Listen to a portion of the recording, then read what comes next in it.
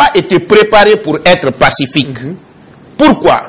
Parce que quand vous dites, nous allons organiser la manifestation jusqu'à ce qu'un président de la République qui a été élu démocratiquement parte, en évoquant l'article 10, vous refusez de dire à vos hommes qu'il y a l'article 27 aussi qui dit que le président de la République est élu 5 ans renouvelable. Vous avez la preuve de ce que vous affirmez.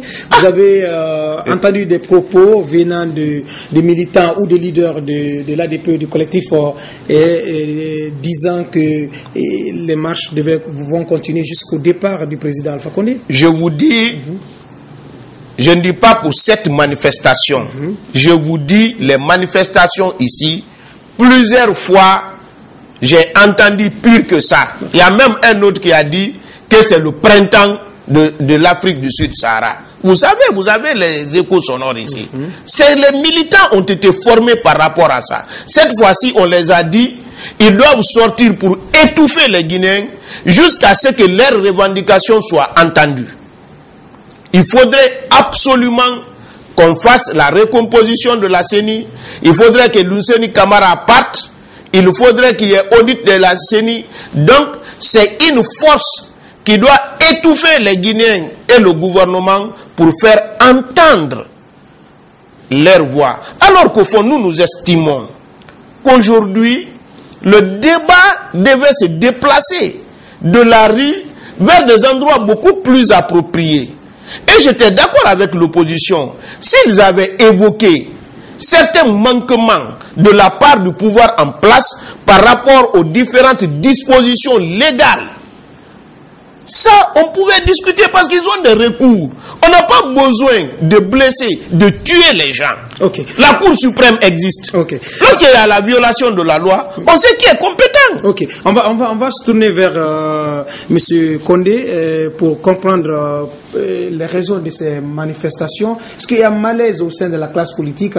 Vous comprenez les raisons qui poussent cette opposition à marcher, à occuper la rue? Vous savez, il y a deux choses qu'il faut comprendre.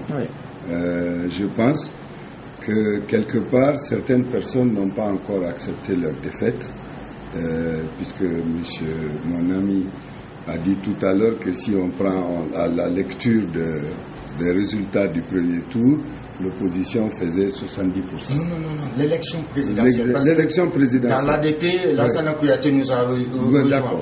Mais maintenant, ce que je veux dire de façon très claire, au premier tour, les résultats étaient très simples. Selou, avec 1 065 000 voix, avait 39%. Alpha, avec 500 000 voix, avait 20%. Une fois que la Cour suprême a examiné et élagué, Selou s'est retrouvé avec 700 000 voix pour 44% des suffrages valablement exprimés, mais pas 44% de l'électorat. Et Alpha s'est retrouvé avec 18% des suffrages exprimés. Or, ces suffrages exprimés, contrairement à ce qu'a dit la Cour suprême, ces suffrages exprimés ne représentaient que 48% de l'électorat. La Cour suprême a dit 52%. Première observation. Deuxième observation, il faut lire les chiffres, comme aime à le dire mon ami Makanera. Les 18% du professeur Alpha ont été obtenus hors de sa zone culturelle. Je précise bien. Hors de sa zone culturelle. Mon ami Selou a eu 700 000 voix dans sa zone culturelle. Résultat, il n'avait plus de réserve de voix. Et la preuve a été faite, il l'a dit lui-même au cours d'une interview, que ceux qui ont voté pour lui ne voteront pas pour Alpha et ceux qui ont voté pour Alpha ne voteront pas pour lui. Mais malheureusement, ce que les gens ne comprennent pas, c'est qu'en matière d'élection, il y a 3 comportements électoraux. Il y a le vote militant, il y a le vote sanction et il y a le vote par effet d'entraînement. L'effet d'entraînement, c'est le résultat de l'influence de la campagne sur les uns et les autres. Mon ami Selou a été victime de vote sanction de la part de ses alliés qui ont changé de camp. Ce qui fait que à Kindia, où il avait été à Fria, où il a été premier sur tout le monde, il a été battu à Fria. Ils n'ont conservé en Basse-Guinée que la circonscription électorale de Bokeh. Ok, monsieur Koné, on ne va pas s'éterniser. Je conclue simplement pour dire que si nos leaders politiques apprenaient à lire le message, parce que chaque bulletin de vote de chaque citoyen comporte un message, qu'il faut savoir interpréter. Ensuite, ils n'ont pas compris pourquoi entre le premier et le deuxième tour, il y a eu 4 mois. Parce que la CENI, effectivement, n'était pas outillée à l'époque. 1. De 2, au même moment, ils ont demandé au président Sekouba Konaté de nommer un président par décret. C'était une violation flagrante de la Constitution. Parce que cet aspect violait l'indépendance de la CENI. Aujourd'hui, en voulant, ils veulent à la fois être légalistes, ils veulent le beurre et le prix du beurre. Ils réclament donc la reconstitution de la CENI qui ne peut intervenir que sur la base de la loi. Ok, on va en parler tout à l'heure, mais je voudrais, si vous permettez, M. Condé, redonner la parole à M. Souma pour lui demander pour quelles raisons vous, en tant qu'organisateur de cette marche, vous avez donc initié cette marche. Quelles sont vos motivations? Quelles sont, on va dire, les revendications principales qui vous ont poussé à organiser cette marche? Oui, votre question permet de recadrer le débat. Je crois qu'on n'est pas là pour faire le diagnostic de l'élection présidentielle. On est là pour parler et de la CENI et du fichier qui pose problème. D'abord, la CENI. Nous ne demandons pas la restructuration. Je crois que ça demanderait un délai beaucoup plus long, une loi. Nous demandons la recomposition. La composition actuelle de la CENI ne reflète plus le paysage politique du moment. Donc nous exigeons, nous demandions, maintenant nous exigeons qu'il y ait la parité. 10 membres de l'opposition, 10 membres de la mouvance, 3 de la société civile. Et nous avons même demandé à la société civile de remplacer le défunt président. Et puis l'administration, qui du reste a déjà changé ses 2 membres. Ces 2 représentants. Et nous refuse la même chose. Donc nous demandons cette recomposition, pas la restructuration. C'est la chose la plus importante dans une élection, c'est l'organe chargé d'organiser l'élection. La deuxième chose la plus importante, c'est le fichier qui comporte l'ensemble des électeurs.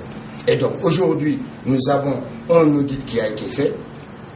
Il n'a toujours pas été publié. Nous exigeons, nous avons demandé à travers une déclaration avant-hier que ce soit publié, parce que nous avons des échos comme quoi le fichier est bon, en dépit de tout ce que le RPG Arc-en-Ciel a déclaré dans un premier temps. Ce fichier est bon, il n'y avait pas d'enfants de 14 ans ni de dédoublement. Ça, c'est la première chose. La deuxième, c'est que nous avons aussi appris que les kits envoyés, achetés à coût de 16 millions d'euros, alors que là aussi, on nous a dit que c'était un cadeau, donc on a payé ces kits 16 millions. Ces kits sont moins performants que ceux de la SAGEM, qui appartiennent à la Guinée, puisque ça vient après l'élection présidentielle. Donc, nous ne comprenons pas pourquoi on n'accepte pas que l'opposition soit actrice. Nous ne voulons pas être simplement des spectateurs, nous voulons être acteurs. La seconde chose, c'est partir d'un fichier de base, puisqu'on dit que le fichier est bon, et à partir de là, faire un nouvel enrôlement et ensuite nous mettre d'accord. Je crois que ces 2 choses-là ne demandent pas vraiment qu'il y ait des meetings, des descentes dans la rue, des vérités, de contre-vérités, telles que toutes les manœuvres dilatoires auxquelles nous assistons.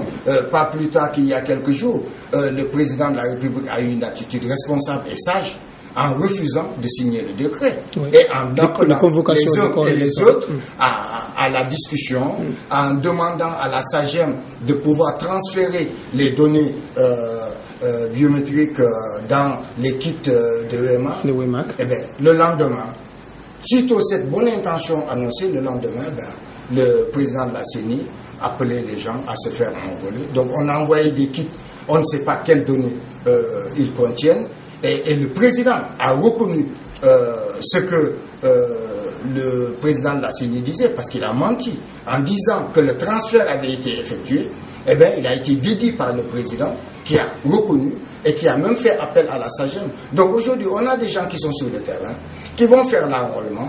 On ne sait pas ce qu'il y a dans l'équipe. Et la loi précise que c'est une révision.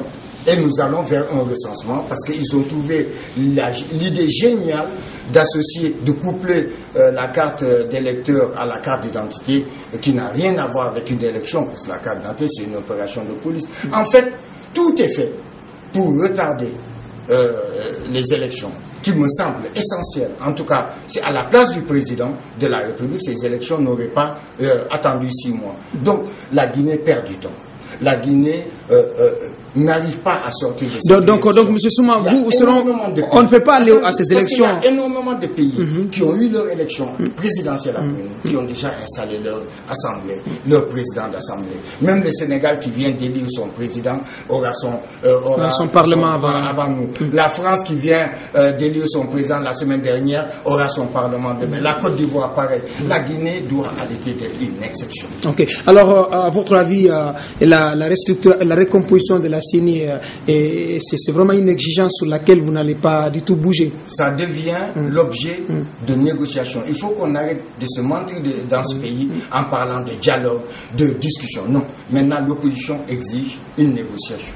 Et pourquoi vous tenez à recomposer la CENI? Pourquoi?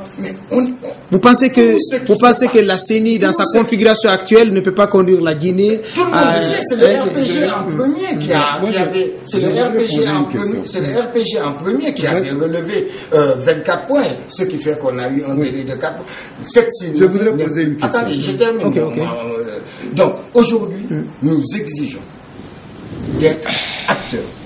Si nous sommes acteurs, parce qu'il n'y a plus de confiance, eh bien nous demandons à être acteurs. À partir de là, tout ce qui se passera au sein de la CENI, nous ne pourrons pas le dénoncer. Okay. Nous demandons aussi, et parce que nous dénonçons tout ce qui a été fait depuis le mois de mai, et donc parce que les démembrements, la recomposition, le découpage administratif, tout est fait dans une opacité telle que l'opposition d'aujourd'hui estime que nous allons vers une fraude massive. Okay. Donc moi, je voudrais poser une question. M. Condé. Le PUP est membre du collectif?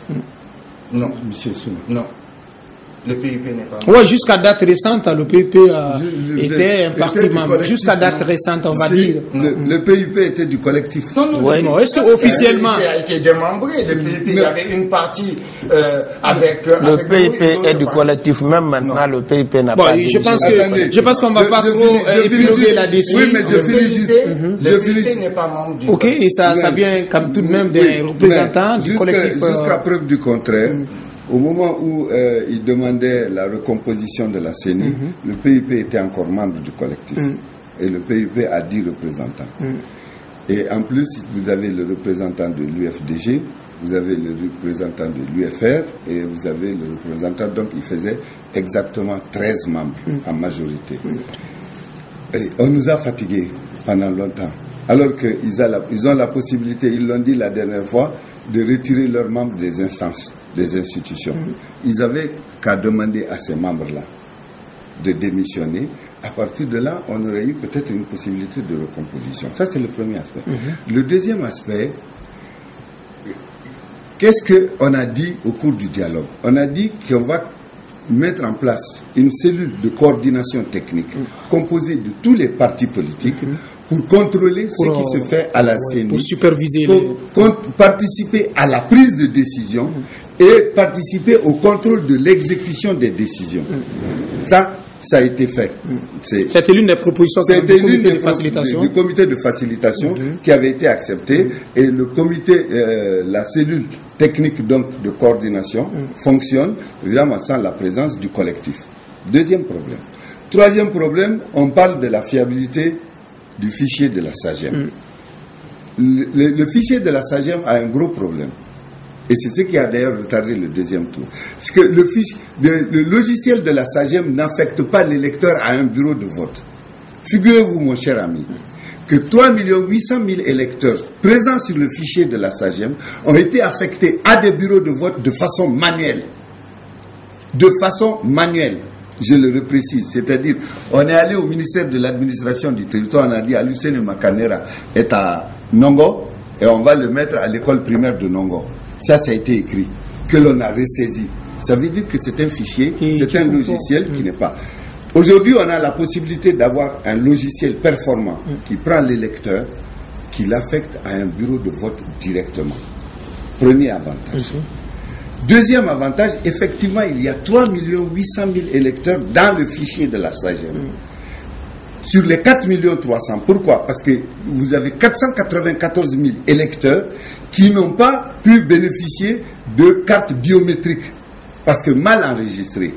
Donc, vous avez 494 000 électeurs à reprendre, à enrôler de nouveau pour avoir des cartes biométriques avec affectation dans un bureau de vote. Deuxième problème. Troisième problème, vous avez, on est en train de parler de fourniture de cartes d'identité. Non, ce n'est pas ce qui concerne les élections. Les élections proprement parlées. Vous avez des gens qui ont été affectés à des bureaux de vote qui sont à plus de 5 km. La loi a fixé de façon très claire que le bureau de vote ne doit pas être éloigné de plus de 5 km. Vous avez des électeurs de Sangaredi qui sont inscrits dans les bureaux de vote de Kamsa. Vous avez des électeurs de Kouremale qui sont inscrits dans les bureaux de Doko. Donc, il y a tout ça à reprendre. Vous comprenez? Si on veut avoir un fichier fiable. Le fichier fiable, c'est pour permettre à tous les citoyens d'exercer leur droit constitutionnel de vote dans les conditions requises par la loi. On ne fraude pas avec un fichier, surtout quand c'est biométrique, parce qu'il y a la photo, parce qu'il y a les empreintes digitales. Donc, on veut avoir un fichier performant et permanent. Et c'est ce fichier qu'on est en train de construire. On peut dire qu'il y a un déficit d'information sur ce qui se passe. Je suis d'accord qu'il y ait un déficit d'information. Mais ce qui est en train de se faire est très transparent pour peu que les gens aient la volonté d'aller à la source et d'obtenir toutes les informations nécessaires. Ok. Monsieur Kone, on va parler tout à l'heure du fichier électoral. On va donner... Je peux vous assurer que les Guinéens n'ont rien compris à votre explication. Les Guinéens veulent des explications simples. Ok. Comment un fichier qui a élu un président, on peut dénoncer ce fichier. Okay. Ce sont des choses simples. Attendez, moi je vais répondre ça rapidement. Donc on va donner la parole à M. Kake. M. Kake, je voudrais d'abord que vous réagissiez au propos de M. Souma, que vous portiez un regard sur les